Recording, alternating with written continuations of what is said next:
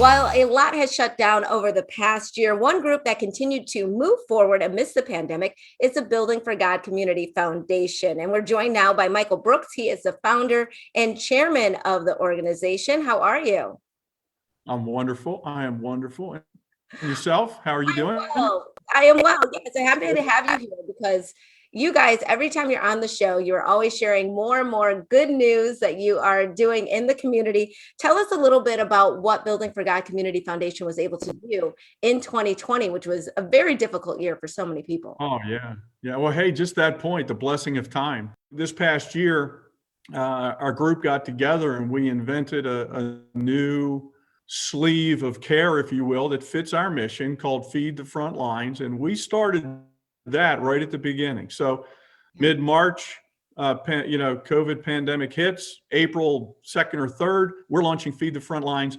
And we've partnered with all kinds of hospital, first caregivers, everybody who's out there on the front lines for over a year now. And we're going to continue it on. And to date, we've provided more than 3,000. I think we're approaching 4,000 meals, and that's a joy.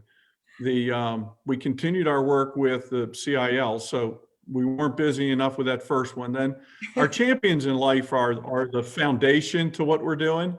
Champions in life are a term that we use for individual organizations. These are nonprofits, Elsa. They're private, they're local, and they're growth focused, not subsistence focused, but growth focused. And so they seek us out through our program, and we provide three primary things: capital to help them to pursue their growth.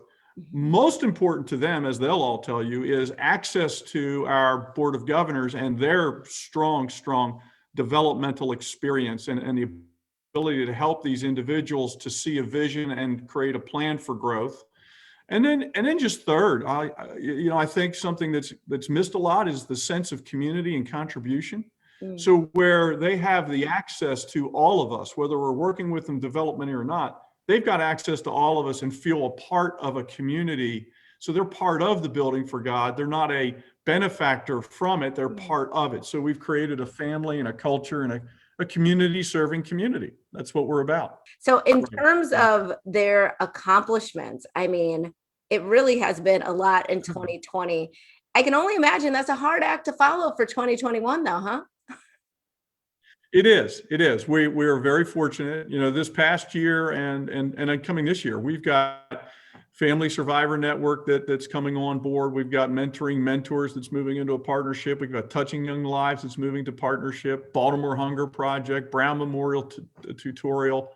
We launched several years ago with Michelle Gay, Safe and Sound Maryland, to bring safe school protocol to all the schools in Maryland is our goal. And then Safe Alternatives and the work that's being done in workforce development down there. So we've got every single thing in our mission is being acted upon. I mean, we're like a verb. We just kind of keep going and going, and we've got a lot of joy doing it, and we receive a lot of joy in return. Well, before I let you go, I have to ask you, a little birdie told me to ask you about the Perseverando Society. The word Perseverando in Italian means persevering. So verb, persevering. And that's how we grew up. And then I started to morph that into metaphorical meaning. Every one of our champions in life, you do not have to ask them, what does persevering mean to them? They're living it, they're doing it, they're serving people that are also doing it every day. Ourselves, each one of us has a story, and each one of us is persevering through or in something. So you're facing obstacles, and you have an attitude of understanding that the obstacle is just a shadow of opportunity. And so if we can have a mindset that says, hey, the obstacle is the way forward, it provides the energy to find new opportunities. And so the energy that comes from automatic and consistent giving provides more energy to the foundation. It's consistent, it's reliable, and it gives everybody else an opportunity, whether it's $5 a month or $1,000 a month or whatever it might be. There's a place for everybody to offer a contribution that helps us continue to do the work through these champions and life heroes to make a difference in our town. I mean, we're only focused here in our local community.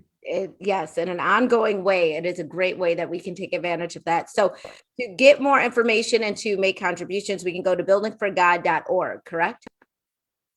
That is correct. And you can find everything you want there. Absolutely. All right. Michael Brooks, thank you so much for being with us. Really appreciate it. And we'll be right back with more Midday Maryland right after this. Stay tuned.